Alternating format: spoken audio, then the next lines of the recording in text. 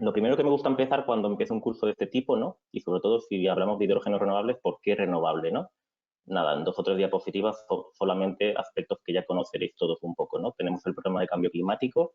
Aquí vemos, voy a poner el puntero láser para que veáis si marco. Vale. Aquí vemos que la temperatura media desde el año 1851 hasta el año actual o el año 2020, la media es un incremento bastante importante en cuanto a temperaturas. O sea, esto del cambio climático no es puntual, sino que es un hecho que viene produciéndose desde el área, desde que tenemos el tema industrial con unas emisiones muy potentes, que las podemos ver en esta gráfica, como se ha incrementado el nivel de CO2 que emitimos a la atmósfera, ¿de acuerdo? Vemos aspectos como este que ha salido en prensa hace prácticamente un mes, de que el flujo de agua de los océanos está ralentizándose, la circulación, un 15% desde mitad de siglo. Esto debido al cambio de temperaturas que estamos provocando en el planeta. Y según los estudios, por ejemplo, en el año 2100 habrá un punto de no retorno y se volverá inestable este flujo que es básico para el funcionamiento de los flujos de agua que tenemos en nuestro planeta. Hoy nos vamos a dedicar al tema del hidrógeno, veamos qué es el hidrógeno.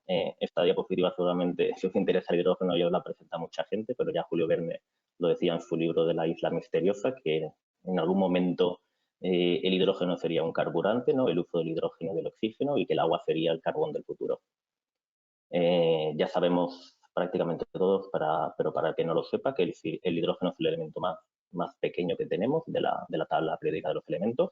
Es el primero de todos, es el elemento químico más ligero que existe, está formado por un protón y un electrón, es estable en su forma de dos hidrógenos en condiciones normales de presión y temperatura, y para el que no lo supiera, el 75% de la materia del universo es hidrógeno.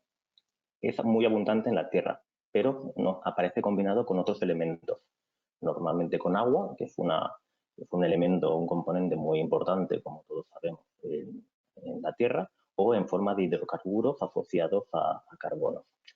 Reseñar que es un vector energético, no es en sí una fuente de energía primaria, no es carbón, no es gas natural, sino que a base de ciertos combustibles o transformaciones como la electricidad podemos hacer o extraer hidrógeno de otros componentes donde se encuentra embebido, en el agua con el oxígeno o en los hidrocarburos con cadenas de carbono.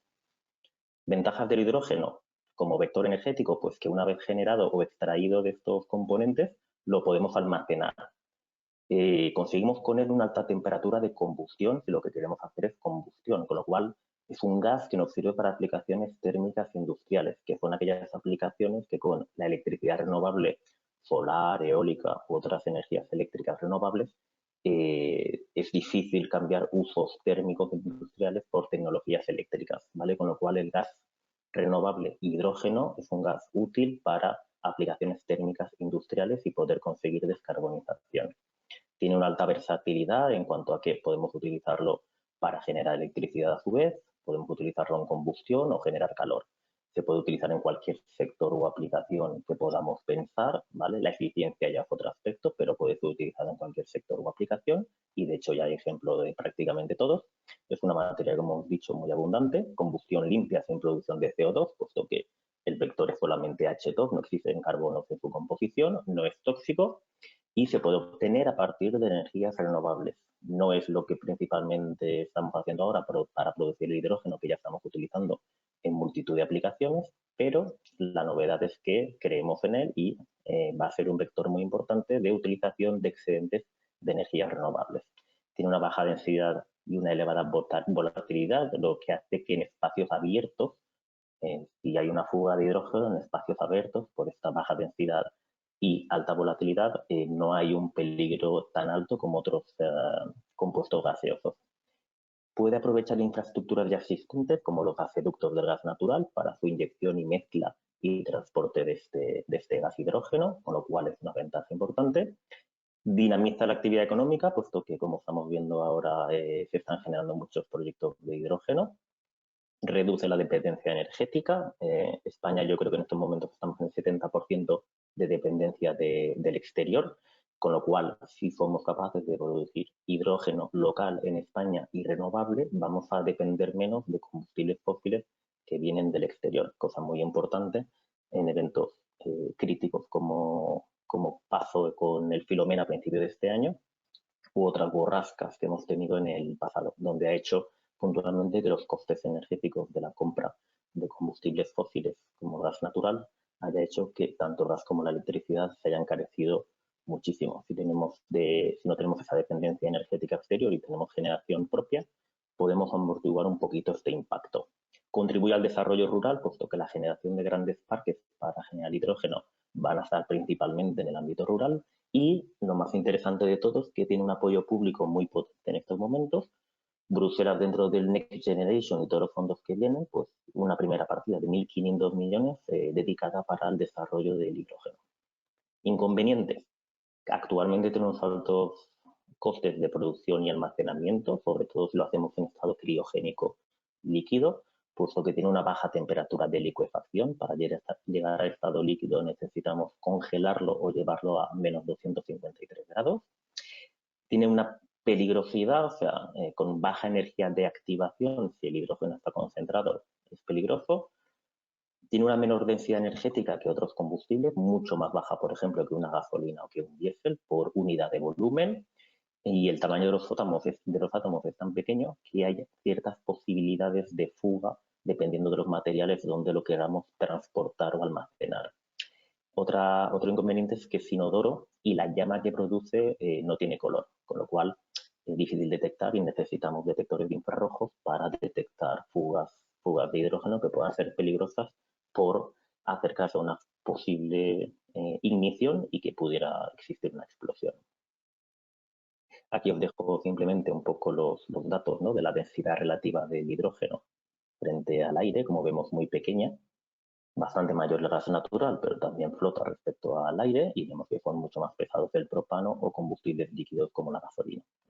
La temperatura de autoignición sin llama vemos que es alta, parecida a la del gas natural, y aquí tenemos otros datos como los rangos de inflamabilidad o la energía mínima de ignición.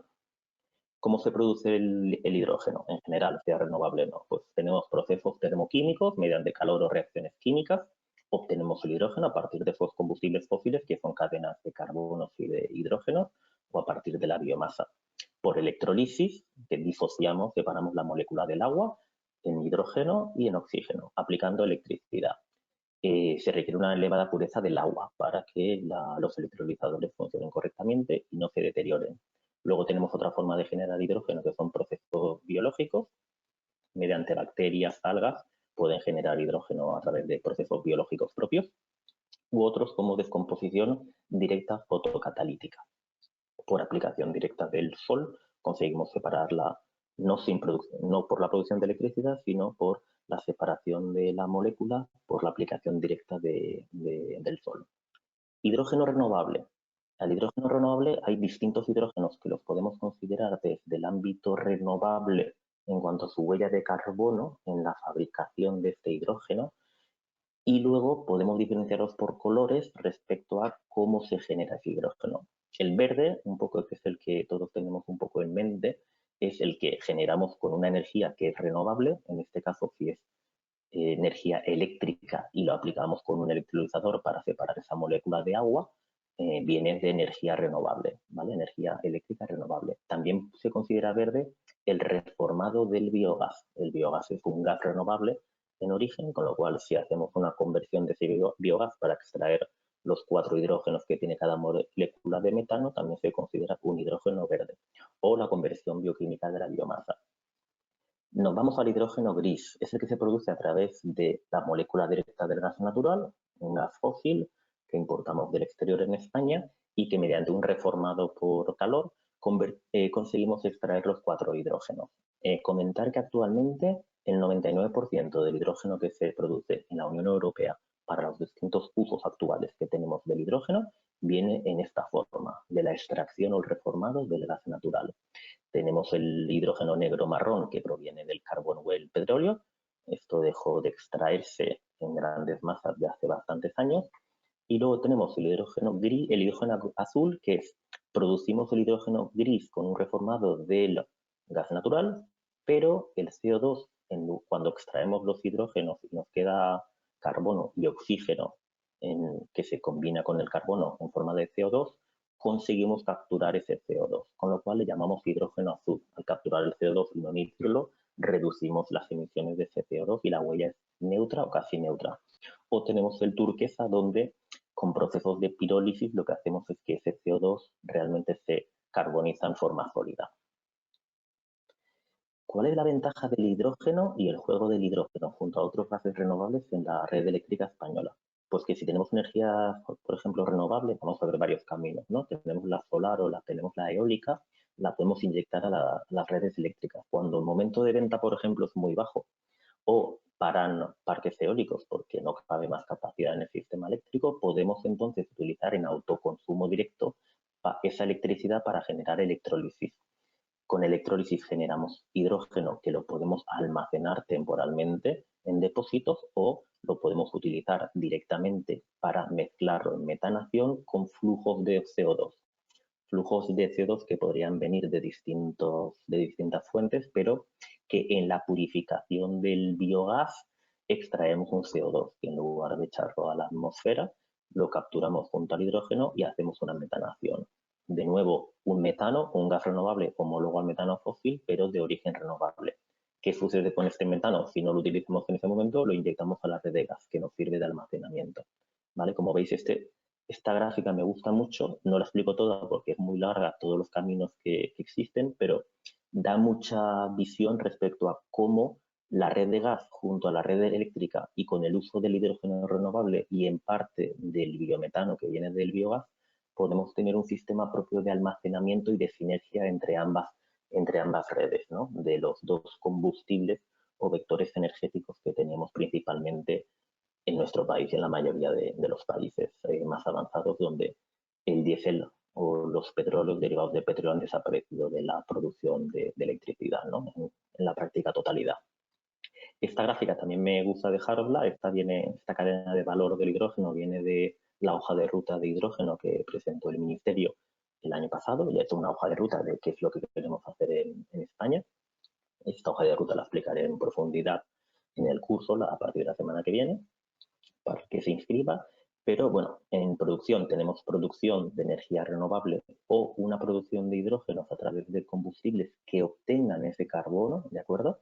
Obtenemos el hidrógeno y si los flujos de CO2 que se extraen de ese proceso de generación de hidrógeno a partir de fuentes con carbono lo podemos capturar, pues como hemos visto en la gráfica anterior, ¿no? Lo podemos aplicar como el power to gas para generar un gas natural entre el hidrógeno y el CO2 que se puede inyectar a la red gasista, o podemos directamente generar otros combustibles.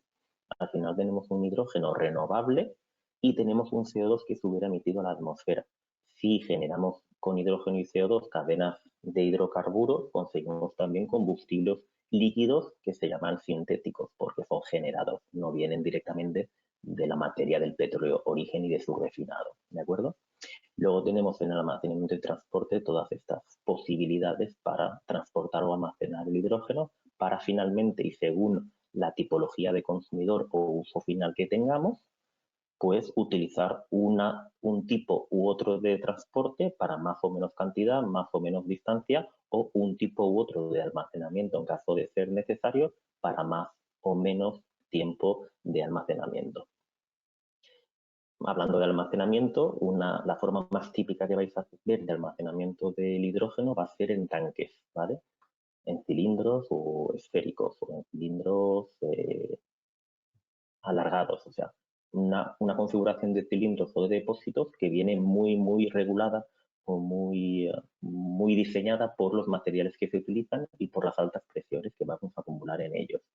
Como hemos dicho, la baja densidad del hidrógeno hace que necesitemos, para transportar mucho hidrógeno o almacenar mucho hidrógeno, necesitamos meter muchísima presión para almacenar una gran cantidad de hidrógeno en un volumen de almacenaje considerado, ¿de acuerdo? Los materiales habituales que se utilizan son acero, aluminio o materiales compuestos con fibras de biocarbono que ya encarecen estos depósitos, pero son más resistentes pero como he dicho también son más caros. Normalmente las temperaturas de almacenamiento van a ir un poco estándar con las presiones de almacenamiento, disculpadme, van a ir un poco estándar con las presiones de suministro a los consumidores finales, que en este caso en movilidad pueden ser vehículos ligeros que normalmente van a funcionar a 700 bares o vehículos pesados como camiones, autobuses, que se ha estandarizado más en el uso de sus depósitos propios de los 350 bares. Hay incluso depósitos que comprimen hasta 800 y hasta 1000 bares. Reseñar el dato que a 700 bares, un metro cúbico de hidrógeno a 700 bares tiene,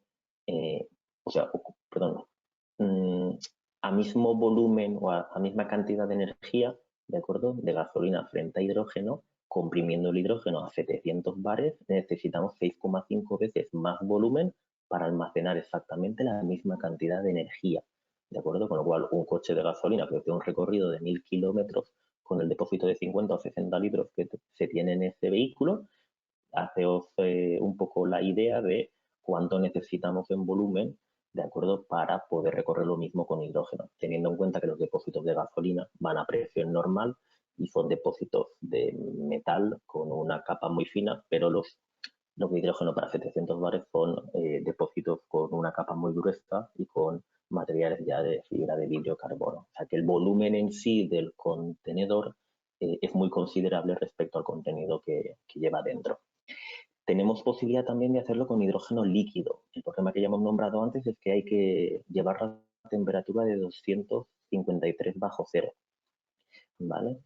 Alcanza una mayor densidad energética. Si comparamos el licuado frente a un comprimido de más alta presión, vemos que todavía ganamos un 12-14% de ventaja en volumen respecto a llevarlo a estas altísimas tasas de compresión, ¿de acuerdo? No es normal comprimirlo y transportarlo a estas altísimas, a estos altísimos valores, ¿vale?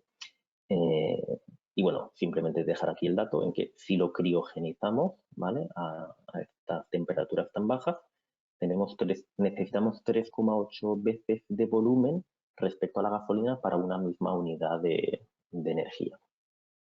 Hay otros compuestos que nos ayudan a transportar el hidrógeno, que como he dicho también se profundizará más en el curso, pero son, por ejemplo, líquidos orgánicos portadores de hidrógeno, donde con un proceso se inyecta el hidrógeno en este líquido portador. Es un líquido que va a temperatura ambiente y presión ambiente. Es muy cómodo de transportar en cisternas normales. No hace falta que sean criogénicas ni de alta presión. Y cuando llegan a punto final, como está dentro del líquido orgánico, necesitamos un reformado con temperaturas altas entre 200 y 300 grados para hacer que el hidrógeno salga y poder utilizarlo ya en el punto de destino. Podemos generar amoníaco u otros compuestos para transportarlo y en destino también reformaríamos para extraer el hidrógeno o lo podemos almacenar en sólidos. Existen baterías de hidruros metálicos donde inyectamos más o menos a 10 bares el hidrógeno y se mantiene dentro de estos materiales. Y al extraerlo hacemos el proceso contrario de presión para poder extraerlo. Y luego, como hemos nombrado en la diapositiva de la interrelación entre la red eléctrica y la gasista, el gas natural o los combustibles fósiles sintéticos, generarlos con hidrógeno también es una forma de almacenar el hidrógeno. Luego podríamos extraerlos o podemos consumir directamente ya estos combustibles sintéticos que ya son renovables per se. En la hoja de ruta también tenemos esta gráfica bastante interesante de cómo se puede transportar el hidrógeno y cuáles son los costes. Vemos que si tenemos una gran generación de volumen de hidrógeno diariamente en un proyecto, inyectarlo a la red gasista, la estimación de este informe es que nos cuesta muy poco dinero el transporte de ese hidrógeno, ¿vale? Si nos vamos a volúmenes muy pequeñitos de generación de hidrógeno y además nos tuviéramos que transportar hidrógeno a larguísimas distancias, vemos que haciéndolo con los portadores más eficientes en este caso, se encarecería de 0,05, esto eran euros kilo, a 3,87 o incluso 6 euros kilo, ¿vale? Daros el dato de que el coste actual de generación de hidrógeno que viene de gas natural fósil está en el entorno entre 1,5 y 2 euros el kilo de hidrógeno, ¿vale? En cuanto lleguemos con la tecnología a tener estos costes que se prevén en los principios del año 2030-2035, será el momento en que ya sea competitivo para muchos usos, ¿vale? Para el transporte, por supuesto, porque tendrá costes muy competitivos frente a los actuales diésel o gasolinas, que además serán son contaminantes que ya estarán muy vetados en estos momentos y empezar a ser competitivo con la sustitución de usos térmicos directos del gas natural. Vale, vamos a ver un poco la metodología o el método para hacer este hidrógeno renovable focalizado con la que más o menos el 90%, 95% de los proyectos de este país van a generar este hidrógeno renovable, sin descartar que existen otros, como la extracción de los hidrógenos proviniendo del biogás o incluso la gasificación pirólisis de residuos. Existen tecnologías que permiten también extraer un hidrógeno puro, tecnologías muy interesantes porque hacemos dos actuaciones interesantes, que es extraer de un residuo un combustible renovable, con lo cual hacemos una gestión buena de ese residuo transformándolo en combustible y evitando una huella de carbono penalizatoria que tendría la gestión de ese residuo, ¿vale? Y convertimos con un combustible de hidrógeno que lo vamos a utilizar en cualquiera de los usos que veremos un poco más adelante. La electrólisis, pues con la molécula de agua le aplicamos la energía, en este caso energía eléctrica, y la separamos el oxígeno del hidrógeno. El hidrógeno se transforma, se asocian dos moléculas para tener la estabilidad en el H2, ¿vale? Se produce a base de electricidad. Ventaja que no emite ningún tipo de gas de efecto invernadero si la energía eléctrica que utilizamos para el proceso viene de producción de energía renovable, ya sea generada in situ o si tenemos algún tipo de PPA de un gran parque fotovoltaico que está, o eólico que está a distancia, utilizamos las redes eléctricas para llegar al punto de consumo y generar la electricidad en el electrolizador, también será una energía renovable. Nos tocará pagar por los costes del uso de la red y otra cosa es que los números no saldrán tan positivos, pero también es energía renovable y es hidrógeno verde, aunque la generación esté a distancia y la contratemos a través de un PPA y unas garantías de origen renovable. Nada, la electrólisis se produce en electrolizadores de este tipo. ¿Cómo es el electrolizador y cómo funciona? Pues tenemos la introducción del agua, se separa en la parte del ánodo, ¿de acuerdo? Se separa el hidrógeno, dos moléculas de hidrógeno, con protón positivo, pasa a través de la membrana y en la membrana se reubica con un electrón y coge la forma estable de una molécula de hidrógeno, o sea, dos átomos de hidrógeno con la molécula H2. ¿Vale? Esto es básicamente el proceso estándar de cómo se realiza la electrólisis. Obviamente la electricidad que utilizamos para conseguir este efecto en energía o electricidad de origen renovable. ¿Cuáles son el tipo de electrolizadores que existen? Pues básicamente hay tres bloques. Profundizaremos también más en el curso, pero tenemos los electrolizadores PEM, poliméricos, tenemos los alcalinos y los de óxido sólido. Estos funcionan a más baja temperatura, los alcalinos un poco superior o parecidas, pero los de estado sólido necesitan altísimas temperaturas de funcionamiento. También es cierto, como vemos a continuación, ¿vale? Aquí tenemos un poco la imagen, como vemos a continuación, que son un poco los más eficientes, ¿vale? Habréis escuchado que en el hidrógeno, en la cadena de valor del hidrógeno, cuando generamos el hidrógeno, cuando lo transportamos y cuando lo utilizamos, que hemos utilizado una energía eléctrica y al final obtuviéramos una energía eléctrica, existe una pérdida de eficiencia en el camino. Y es cierto, o sea, lo podemos ver aquí, ¿no? Los electrolizadores actuales de hoy día, ya sean de tecnología alcalina o tecnología PEM, que son un poco los más habituales y los más maduros tecnológicamente, vemos que trabajan con eficiencia respecto a la energía eléctrica que utilizamos del entorno del 60, 65, 70%. ¿Vale? Tenemos un 30% de energía que vamos a perder en el camino por la eficiencia que tiene el electrolizador. Luego, si la tenemos que transportar, necesitamos una electricidad para comprimir o criogenizar ese hidrógeno y otra energía para transportarlo, ya sea por gasoducto, por las presiones que necesita el sistema gasista, o ya sea por camión comprimido, el consumo de la cabeza tractora o por barco, ¿de acuerdo? Y cuando llegamos a la pila de combustible, en caso de devolver ese hidrógeno a electricidad, volvemos a perder con la eficiencia que tiene esa pila de combustible. Vemos aquí que los SOEC tienen una eficiencia mayor y en esta tabla os dejo un poco de este estudio cuáles son las eficiencias que se esperan para dentro de 9 años y un poco a largo plazo cuál es el límite de la tecnología para conseguir altísimas eficiencias. También tenían las placas fotovoltaicas eficiencias muy bajas, inicialmente por debajo del 10% y ahora estamos hablando de eficiencias superiores al 20% y bueno, no soy tan ducho en el aspecto, pero creo que estamos ya cercanos en el laboratorio la eficiencia es casi del 30% en paneles fotovoltaicos, ¿vale?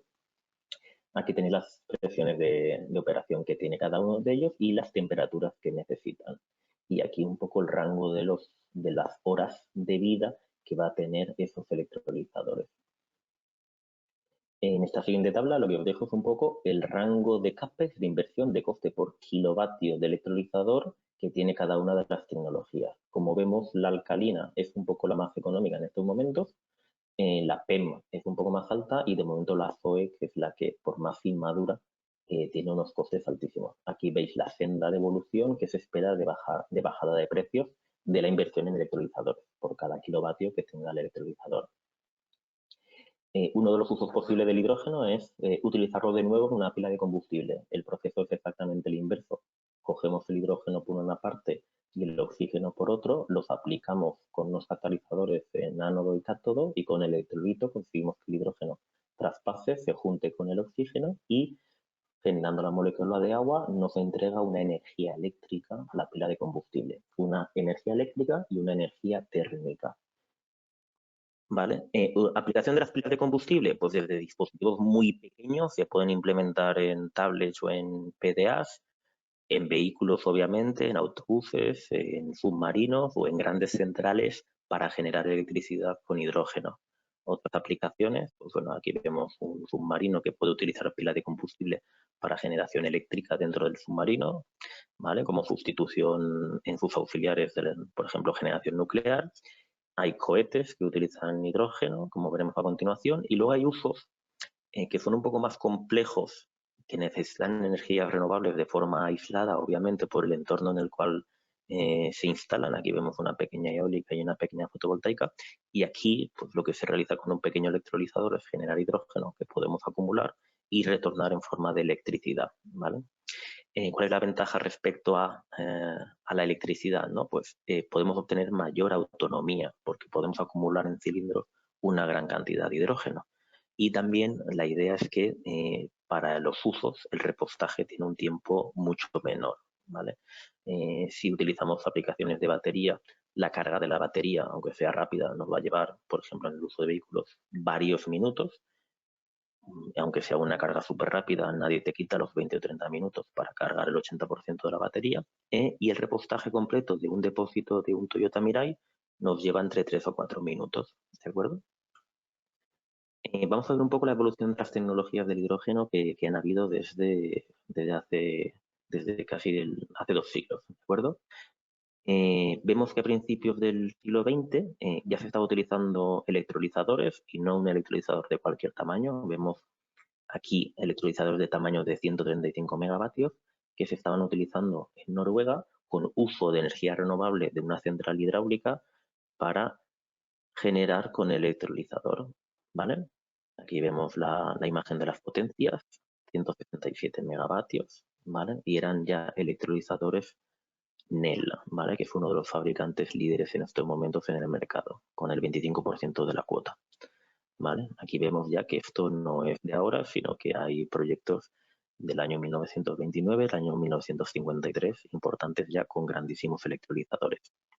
Veamos también esta comparativa, ¿vale? Esto del hidrógeno para el uso térmico, para el uso gasista, cuán novedoso es. Pues vemos ya que en el año 1921, hace exactamente 100 años, veíamos que se generaba gas natural por la gasificación del carbón que tenemos aquí, pero esta tecnología de gasificación hacía que el gas resultante tuviera la mitad de su volumen hidrógeno, un 25% realmente metano y otros gases.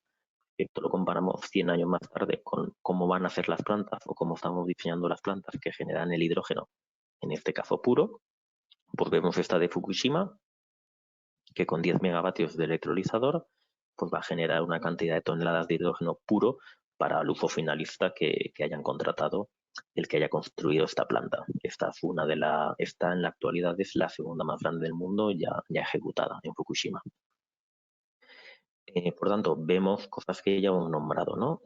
Hace muchísimos años se utilizaba la gasificación del carbón para extraer los hidrógenos. Luego hemos pasado a la electrosis del agua con plantas como las de Noruega que hemos visto. Luego, con la entrada masiva del gas natural en los distintos países, lo que hemos hecho es pasar más óptimamente del carbón a la gasificación o extracción por reformado del gas natural y de los hidrógenos que contiene, hasta el día de hoy, que como hemos dicho, es el 99% de la producción de hidrógeno en Europa. Y finalmente, pues ya nos estamos decantando por necesidad y por ímpetu y por políticas en que el hidrógeno sea generado de forma renovable, principalmente, pero no la única, mediante electrólisis. Vemos ya, por ejemplo, que en el cohete que se llegó a la Luna, en el Apolo 11, ya tenía sus 3 pilas de combustible y ya utilizaban el hidrógeno y el oxígeno puro en almacenamiento de cilindros que vemos aquí abajo de la parte del cohete para mezclarlo y obtener electricidad para la nave, y de paso obtenían el agua que necesitaban. Si nos vamos 2 o 3 años más tarde, en el famoso Apolo 13, que no llegó a aterrizar por un problema de explosión. El problema es que 2 de los tanques de oxígeno que necesitaba para mezclarlo con el hidrógeno y tener esa electricidad y el agua, pues explotaron, con lo cual tuvieron que darse la vuelta, como ya muchos conocéis, y en circunstancias muy complicadas volver a la Tierra. Y ahora, por ejemplo, la NASA estaba operando con los transbordadores con combustibles sólidos, pero ahora para el nuevo proyecto Artemisa de nuevos cohetes para llegar, por ejemplo, a la Luna o en un futuro a Marte, está probando ya estos motores que son con hidrógeno. Esta prueba es de hace un par de semanas. Esto ya es combustión directa de hidrógeno, ¿vale? La NASA va a volver a utilizar el hidrógeno para sus vuelos espaciales de largo recorrido. Vamos a ver de qué forma se transporta el hidrógeno a través de las redes, las distintas tipologías de redes. Pues vemos que existen proyectos como este de Nortegas, que se ha aliado con 6 compañías para reconvertir gasoductos actuales a hidroductos y poder transportar seguramente entre grandes redes de gasoductos y grandes polígonos, transformar algunos de estos gasoductos a hidroducto para que circule un 100% de hidrógeno puro y los consumidores industriales en destino puedan tener ese hidrógeno generado en ciertos puntos lejanos que puedan discurrir a través de estos hidroductos para consumirlo en los puntos de consumo, ¿vale? Hay otro proyecto que combina ambas cosas, un proyecto bastante innovador, el proyecto Green Highland, que se desarrolla en las Islas Baleares, principalmente en Mallorca. Va a estar la práctica totalidad de pilotos, y en la cual nosotros participábamos como Balearia en un piloto de mezcla de hidrógeno en motores auxiliares de nuestros motores de gas natural. Tenemos ferries con funcionamiento ya de gas natural y con posibilidades de inyección de hidrógeno. Este proyecto va a tener distintos pilotos dentro de la isla de Mallorca. Está liderado por Enagas, Acciona y Cemex, y con el apoyo del IDAI y el gobierno balear. Básicamente lo que se va a desarrollar es hasta 3 plantas fotovoltaicas que van a generar 2 de ellas autoconsumo directo para alimentar un electrolizador de 10 megavatios. Otra de ellas va a estar inyectada a red, y los excedentes que existan irán mediante PPA a este electrolizador y se generará hidrógeno, que tendrá un pulmón de almacenamiento intermedio desde el cual se darán distintos usos. A través de un tramo de hidroducto puro se llegará a una posición de válvulas de la red gasista y se inyectará y se hará un blending, una mezcla. Y tendremos una mezcla para probar esta tecnología en España. Otra parte de ese hidroducto llegará a una hidrogenera, ¿vale? Puntos de repostaje de hidrógeno puro que estará en el aeropuerto de San Joan. De este depósito intermedio también se cargarán de camiones a presiones de 200 o 300 bares para transportar hidrógeno a una hidrogenera que se va a instalar en la MT de Palma y dar alimentación y combustible a 2 o 3 autobuses inicialmente, que ya está, creo, en proceso de compra la compañía de autobuses de Palma de Mallorca. Aquí lo tenéis con otro esquema, ¿vale? Respecto al esquema de la inyección del hidrógeno en la red gasista, es muy fácil. O sea, tenemos un parque de producción fotovoltaico, tenemos unos derechos de agua por el agua que necesitamos, lo descomponemos mediante la electrólisis y generamos el hidrógeno. Este hidrógeno lo que hacemos es, como es un gas, lo inyectamos en la red gasista y viaja con él con una mezcla que tiene que ser, actualmente la normativa española te permite máximo un 5% de volumen de mezcla de hidrógeno en la red gasista. En el curso veremos 2 o 3 ejemplos con cálculos y resolución de ejercicios de cuáles son esos límites exactos de la inyección de hidrógeno que podemos hacer en las redes gasistas con la normativa actual, y sabiendo que esa normativa tiene todos los visos de poder ampliarse de un 5 a un 10% como existe en otros países europeos, o llegando al límite técnico de los gasoductos actuales para no tener que hacer un retrofit importante de ciertos componentes de incluso un 20% de hidrógeno. Bueno, yo dejo esta noticia aquí, que es de hace 3 semanas. Joan Gorisart es el director general del IDAE, y bueno, en esta noticia lo que dice es que lo que harán es dar prioridad al hidrógeno que se produce cerca del lugar de consumo. O sea, está un poco el debate de si utilizar los gasoductos para inyectar hidrógeno es algo tan puro o tan interesante como realmente generar el hidrógeno in situ. Mi opinión particular es que si generamos un hidrógeno y tenemos un gasoducto cerca y lo podemos inyectar, estamos desplazando parte del gas fósil que hubiera consumido alguien. Va a consumir hidrógeno renovable. Y ya tenemos la infraestructura gasista hecha, con lo cual yo creo que abaratamos muchísimo porque no tenemos que comprimir el hidrógeno y no tenemos que transportar el hidrógeno a grandes distancias. Ya tenemos una infraestructura hecha y muy económica, como hemos visto en la diapositiva 4 o 5, de transportar el hidrógeno. Pero ahí dejo la noticia, ¿vale? Existen, de todas formas, una planificación para hacer hidroductos puros, o sea, tubos donde discurrirán el hidrógeno de forma pura, ¿de acuerdo? Los distintos TCOs, los operadores de las redes de transporte de gas europeas, hicieron este informe, lo tenéis aquí en la diapositiva para poder acceder a él, donde definieron un poco la red de hidroductos puros que quieren planificar desde ahora hasta el año 2040, ¿vale?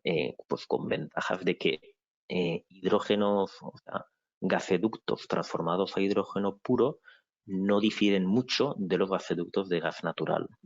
Y pueden utilizar gasoductos de gas natural con pequeñas modificaciones para transportar ese 100% de hidrógeno. Modificaciones que representan solamente entre un 10 y un 25% del coste que costaría echar un hidroducto puro. Aquí os muestro, un momento. Aquí os muestro la planificación de este informe. Vemos que estiman que en el año 2030 estos gasoductos que veis en la actualidad, los azules, que actualmente son gasoductos, o sea, transportan gas natural, se transformen y se adapten para que puedan transportar hidrógeno, con lo cual serían las primeras troncales de hidrógeno puro que habría en España.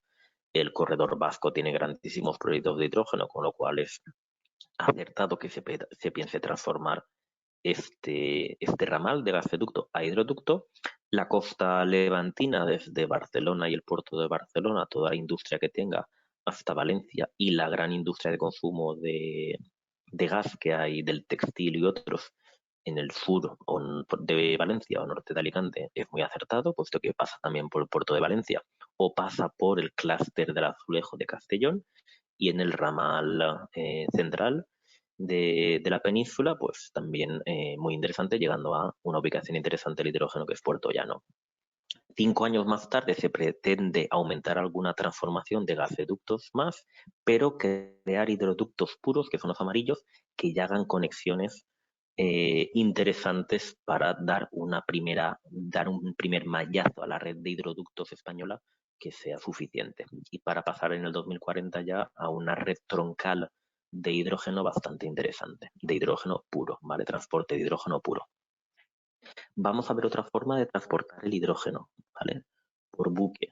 Aquí lo que os muestro es un proyecto de transporte de hidrógeno que existe en Australia para transportar reformado de gas a través del mar con este barco, ¿vale? Con este barco, hidrógeno a destino en Japón, ¿vale? Voy a ir un poco más rápido porque el tiempo nos come. También en el curso haremos un ejercicio muy interesante de ver la viabilidad y la eficiencia de este tipo de transporte. Vayamos a los consumos o a los distintos usos del hidrógeno, ¿vale? Desde los convencionales que actualmente se utiliza a los de que se espera fomentar del transporte, usos estacionarios para almacenar o generar electricidad y usos particulares de inyectar la red gasista o pequeños dispositivos, ¿vale? Aquí os dejo los distintos usos, como tenéis la documentación o el webinar grabado podréis leerlo, pero aquí tenemos un poco los 8 usos actuales en los cuales se utiliza todo el hidrógeno que en la actualidad se está generando. Estos son los consumidores del hidrógeno. Y pasamos a los usos distintos, ¿vale? El residencial, vemos que hay una empresa australiana que ha sacado este dispositivo que genera hidrógeno, lo almacena en forma de cilindros, en este caso forma metal hidruro de metales, y luego te lo devuelve en forma de electricidad. Tiene una acumulación de 40 kilovatios hora, ¿vale? Y es más o menos como 3 equipos o 3 baterías de la Tesla Power, ¿vale? Pero aquí vemos un poco la diferencia de costes entre un equipo de 40 y el coste de 12.000 por 3 de un volumen de almacenamiento similar, ¿vale? Uso residencial. Hay algunas ciudades que ya están jugando con la inyección de hidrógeno o hidroductos puros para llegar a ciertos barrios donde controlarán el cambio de las calderas para cambiar a calderas que aceptan hidrógeno puro.